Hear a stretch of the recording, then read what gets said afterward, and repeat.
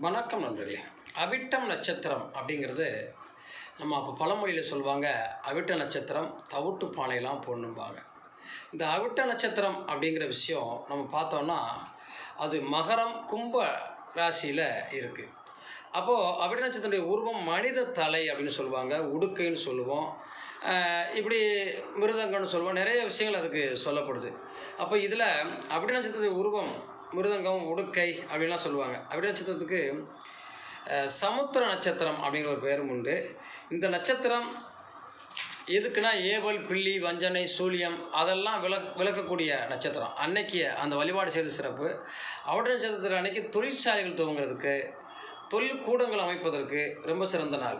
இப்போ இதில் தொழிற்சாலையில் வேலைவாய்ப்பில் தடைகள் வரக்கூடியவங்க அவிட்ட நட்சத்திரத்தன்னைக்கு பழனி மலை முருகன் அல்லது ஏதாவது முருகன் கோவிலில் போய் வழிபாடு பண்ணிகிட்டே வந்தாங்கன்னா அவங்க தொழிலும் வாழ்க்கையும் முன்னேறும். பட்டாபிஷேகம்